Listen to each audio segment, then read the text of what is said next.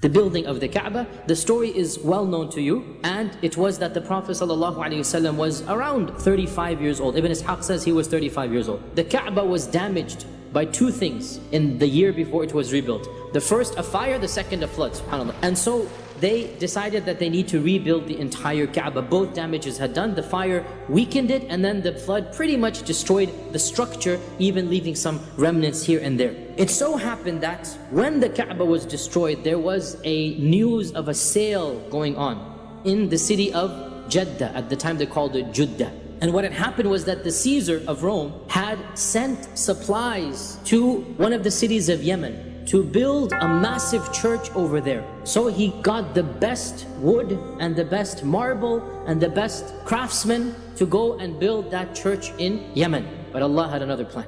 And so the books of Sirah mention that Allah sent a wind off the coast of Jeddah to cause the ship to basically crash, and the ship was damaged, but it just made it to Jeddah because Allah has a plan. And so the Quraysh, when they heard about this, they gathered together all their wealth and they went to Jeddah to purchase all of this and to hire the craftsmen as well to come. They're wondering now, the Kaaba is in semi-destroyed state in front of them, and they're wondering, should we come and destroy it? This is the house of Allah. They've never destroyed the house of Allah before. I mean, even the thought of it is sacrilegious, right? They don't know what to do. And according to one report of Ibn Ishaq mentions this, that when they were debating what to do, a large snake came out of the well of Zamzam. And it was rumored that there was a snake living in the well of Zamzam. Now this large snake came out, massive snake, and anytime they approached it, hissed at them.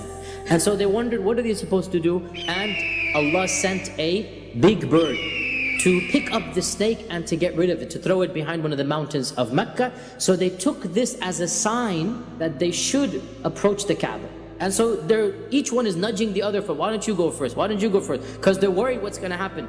Until finally Al-Walid ibn al-Mughira finally said, Khalas, I'm going to do it. Hand me the axe. So he took the axe and he marched towards the Kaaba and he started breaking down one of the walls of the Kaaba. Nobody lifted a finger to help. Then the rumor spread. Why don't we use Al-Walid as the litmus test? If he survives the night, we'll join him the next day. Then the next morning, he woke up fine and healthy, everything's fine. So they said, okay, alhamdulillah. And so Al-Walid put one wall down. And so the next day, alhamdulillah, the entire Quraysh decided now we all have to tear the Kaaba down and then rebuild it.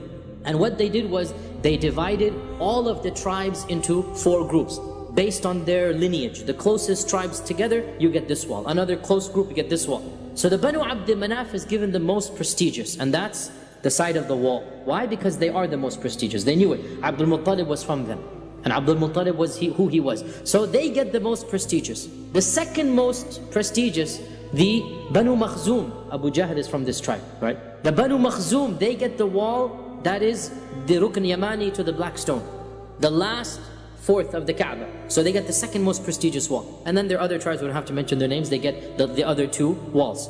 Now, you all know what happened. The Banu Abd Manaf and the Banu Makhzum are raising the corner that has the black stone, right? The black stone doesn't belong to either wall, it belongs to both. And so when they get to that area, trouble brews. Why? Because the Banu Makhzum and the Banu Abd Manaf are rivals. They remained rivals. So both of them said, put their foots down. They said, the black stone is my side. No, it's my side. And then the other tribes also put and said, why should you get the privilege? This is a special stone. Now the Arabs knew that the black stone was a special stone, even in the days pre-Islam. So can you imagine, for 5 days, heated arguments, they almost came to blows.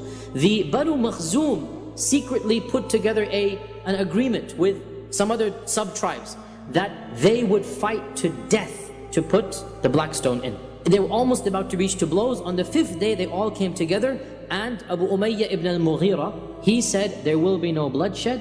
We're not going to fight over this. Let us just give it over to the first person who enters from the door. There was one major door, the one major area we can say. They didn't have a physical door. One area that you would come in when you would do tawaf. Whoever enters the first, he will be his decision. Now, what this basically meant for them was, it's the luck of the draw, it's lottery system. Whoever walked in, who would he vote for his own tribe? Because nobody would ever choose somebody else's tribe. It's just humanly impossible for them to think like that. So what they did was, they then said, whoever walks in, and you all know the story that our Prophet ﷺ walked in, and what is amazing, as Ibn Ishaq and others mentioned, all the tribes became happy.